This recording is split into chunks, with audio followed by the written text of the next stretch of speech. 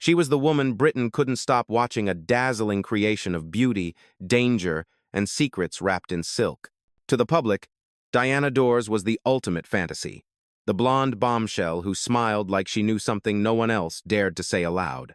But beneath the glittering surface was a truth that shimmered just out of reach, something she kept locked away even as the world adored her. In her final days, whispers surrounded her of forbidden parties, of names too powerful to print, of reels of film that could burn empires to the ground. When she left this world, she didn't leave peace, she left a code. And a message. The one who truly loves me will know how to find it. No one ever did. The key vanished with her, and so did the answers. But one question remains. What did Diana Dors know, and why did it have to die with her? She was born Diana Mary Fluck in 1931, in the quiet town of Swindon, a place too small for the size of her ambition. Her parents were ordinary, her childhood modest, but from the very beginning, she looked at the world through the lens of a dream too bright to ignore. She wasn't meant to stay hidden in the grayness of post-war England. She was meant to be seen. By her teens, Diana's beauty had already begun to open doors most people never reached in a lifetime. She trained in London, where her confidence startled everyone. She met the kind of girl who walked into a room and made it feel like a movie scene. The cameras loved her, and soon the public did too. Films like Yield to the Night and The Weak and the Wicked made her a star, not just another pretty face, but a woman who could shift from charm to sorrow in a single glance. She was called Britain's answer to Marilyn Monroe. Yet there was something sharper about Diana, something more knowing, as if she already understood that fame was both gift and curse. "People don't fall in love with me," she once said. "They fall in love with the idea of me." And behind that idea, a much darker story was waiting to be told. Before the world called her a star, Diana was just a girl standing in the shadows of her own longing. Swindon offered her no stage, no spotlight, just the echo of trains, the hum of factories, and dreams too loud for such a small town. Her beauty was her first rebellion, her ambition the second. She won a scholarship to the London Academy of Music and Dramatic Art, where she studied not just performance, but presence. She learned how to move, how to speak, how to own a moment, lessons that would turn her from a hopeful student into a national obsession. By the time she appeared in her early films, Diana Dors had become more than a name. She was an image, the promise of glamour in a gray world still healing from war. Every appearance drew headlines. Every smile became a story. She was confident, witty, and unapologetically bold. A woman who understood that the world would take her beauty seriously only if she made them. "If I'm to play the blonde bombshell," she once said, "then I'll be the one writing the script." In the dazzling rise of Diana Dors, there was already a whisper of control, a woman who built herself so perfectly that even fate had to look twice. Fame came fast, and it didn't ask what she was willing to give. By her mid-20s, Diana Dors was everywhere, on magazine covers, in newsreels, smiling at premieres while the flashbulbs exploded like fireworks around her. The nation adored her, but adoration, she learned, was a transaction, one that demanded every piece of her. Her marriage to Dennis Hamilton, her first husband and manager, turned her world into something unrecognizable. The mansion, the parties, the laughter, all glitter hiding the quiet calculation underneath. Hamilton built her into an empire and then sold that empire to anyone willing to pay. Those grand soirees at their home became legend and rumor.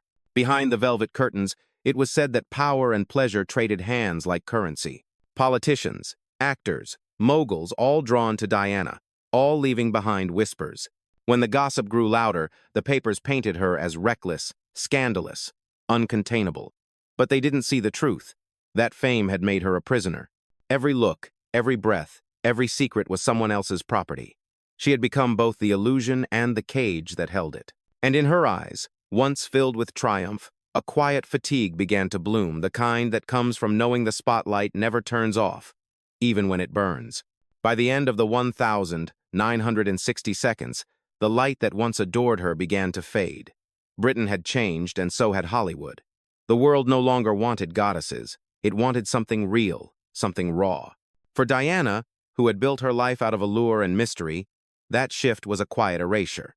Her marriage to Dennis Hamilton ended in bitterness, and not long after, he was gone, leaving behind debts, distrust, and a trail of rumors that never truly disappeared.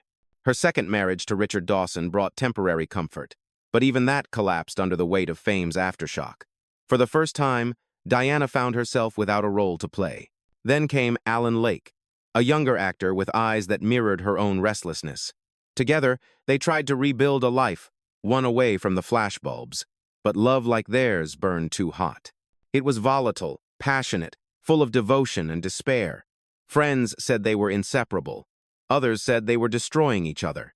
During those years, the whispers returned. About tapes, about a black book, about things she'd seen and recorded that could ruin reputations. Whether true or not, the legend grew. And with it, Diana's sense of control slipped further from her grasp. The woman who once commanded every camera now found herself staring at a world that no longer looked back. In her final years, Diana Dors appeared softer, almost reflective, but the sharpness in her eyes never dulled. She had lived through fame, scandal, and loss, and carried each one like a ghost at her side. Her television appearances in the early 1980 seconds showed a woman still luminous, still witty, but quieter, as if she knew her story was nearing its close. Behind that calm exterior, her health was failing, and so was the life she had carefully built. Yet even as her strength waned, she never stopped guarding her greatest mystery. Before she passed, she left behind a single note, a coded message, said to reveal something hidden, money, perhaps, or secrets powerful enough to destroy names still spoken in Parliament. The note was given to Alan Lake, her husband, along with her final words of instruction. You'll know how to find it. He never did. He spent the rest of his life chasing those words, trying to unlock the message she left behind. But the code, like Diana herself, refused to be understood. When she was finally laid to rest, the headlines called her the British Marilyn. But beneath that title was a woman who had taken her truth with her and sealed it forever beneath the silence of her own legend. Time has softened the world's memory of Diana Dors, but not its fascination with her. For some, she is still the golden vision of post-war glamour, the woman who made a weary nation believe in beauty again. For others, she is an enigma, a puzzle of charm, wit, and silence that no one has ever managed to solve. Her films, once dismissed as light entertainment, now hold a haunting kind of weight. In Yield to the Night, she stripped away all pretense, revealing a raw vulnerability that critics finally recognized as brilliance. Decades later, young audiences rediscover her, not for the scandal, but for the truth she let slip through her performances, a truth that beauty and tragedy often live side by side. Those who knew her say Diana was always two women, the star and the survivor. She understood the machinery of fame before anyone dared to question it. She branded herself long before the world had a word for it. And when the game became too cruel, she found a way to keep something only for herself, a secret that no one, not even time, could steal. Her name remains carved into the story of British cinema not just as an actress, but as a warning, a mystery, and a ghost that refuses to fade. In the end, Diana Dors was both the light that dazzled and the shadow that lingered behind it. She was adored for her beauty, envied for her fame, and misunderstood for the silence she kept. The world saw her as a fantasy, the perfect star, but never truly knew the woman who lived beneath the gold veneer. Her story is one of contrasts, brilliance and loneliness, applause and betrayal, glamour and grief. She gave the world a face to worship, while guarding the truths it could never be trusted to hold. Perhaps that's why her legend endures, because she was the rare kind of star who refused to be consumed entirely by her own light. Every photograph, every film, every whisper about the tapes or the code, they all point to the same truth. Diana Dors mastered what few ever could. She owned her image, and when the world demanded her soul, she kept it locked away. In her universe, fame was fleeting, but mystery was forever. Which Diana Dors do you remember, the radiant goddess who made Britain fall in love, or the woman who carried a secret no one has ever uncovered?